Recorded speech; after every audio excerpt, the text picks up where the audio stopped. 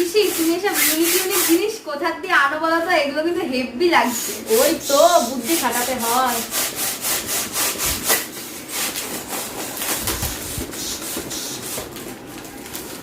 সব থেকে main important জিনিস টু এটা বলে দিতে হবে না।